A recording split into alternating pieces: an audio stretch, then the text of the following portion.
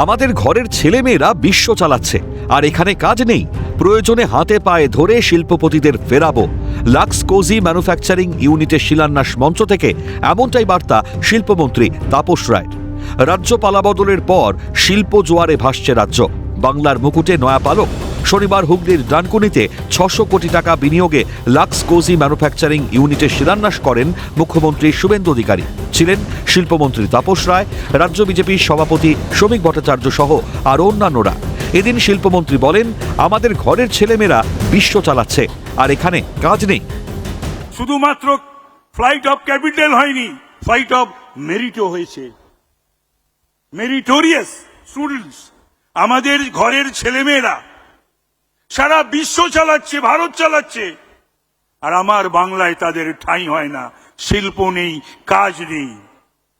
এটা আনন্দের না, এবার এখানে শিল্প হবে, কাজ হবে, পরিযায়ী শ্রমিকের সংখ্যা কমবে। তিনি আরো বলেন, পরিযায়ী শ্রমিক কমাতে হলে শিল্প করতেই হবে। পরিযায়ী শ্রমিকের সংখ্যা কমবে, 1000 কোটি রেভিনিউ, 600 কোটি বিনিয়োগ করেছে লাক্স। 9000 লোকের চাকরি হবে এখানে। আমরা লেগে আছি, যে পরিশ্রম আমাদের মুখ্যমন্ত্রী করতে পারে আমরা তাকে সহযোগিতা করব। এখানে 20 কোটি পিসের জায়গায় আরো 15 কোটি পিস যুক্ত হলো, 35 কোটি পিস এখানে ম্যানুফ্যাকচারিং হবে। তার মানে অ্যানুয়ালি 1000 কোটি টাকার রেভিনিউ আর্ন হবে। 9000 ডিরেক্ট ইনডিরেক্ট চাকরি পাবে, তার মানে 9000 পরিবার। এটা তো আনন্দের। অবশ্য ব্যবসাদার আছে, ব্যবসাই করবে। ব্যবসাদার এখানে ব্যবসা করতে এসছে, সে ব্যবসা যদি বাড়ে, এখানে আরো রোজগার দিবে, তারা আরো বিনিয়োগ হবে, ভবিষ্যৎ হবে, বাচ্চা ছেলে মেয়েদের ভবিষ্যৎ হবে। শিল্পমন্ত্রী আরো বলেন, অপমানিত হয়ে যে শিল্পপতিরা চলে গেছে তার মধ্যে টাটা আছে, আদিত্য বিড়লা আছে। পশ্চিমবঙ্গের স্বার্থে আমাকে যদি কোথাও পাঠায় মুখ্যমন্ত্রী, আমি হাতে পায়ে ধরে শিল্পপতিদের ফিরে আসার আবেদন করব। অপমানিত হয়ে বাংলা থেকে যে সমস্ত শিল্পপতিরা চলে গেছে তার মধ্যে টাটা আছে, তার মধ্যে আদিত্য বিড়লা গ্রুপ আছে, তার মধ্যে 6688টি ছোট বড় মাঝারি শিল্পপতি আছে।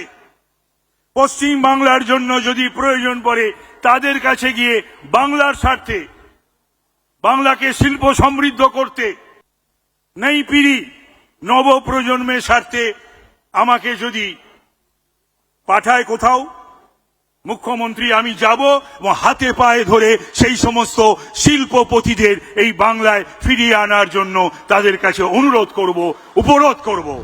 2006 সালে তৎকালীন বাম আমলে সিঙ্গুরে টাটা কারখানা গড়ার উদ্যোগ নেয়, কিন্তু জমি অধিগ্রহণের বিরোধিতায় মমতা বন্দ্যোপাধ্যায়ের নেতৃত্বে তীব্র আন্দোলন শুরু হয়। ফলে বাংলা থেকে বিদায় নেয় টাটা। তারপর থেকে বাংলায় আর কোনো শিল্প আসেনি। বারবার তৎকালীন মুখ্যমন্ত্রী মমতা বন্দ্যোপাধ্যায় বিজনেস সামিট করেছেন ঠিকই, তবে তার বাস্তবায়ন দেখা যায়নি। অর্থাৎ প্রতিশ্রুতিতে আবদ্ধ থেকেছিল শিল্পের স্বপ্ন। তবে পালাবদলের পর শুধু স্বপ্ন নয়, তার বাস্তবায়ন করেছে নতুন রাজ্য সরকার।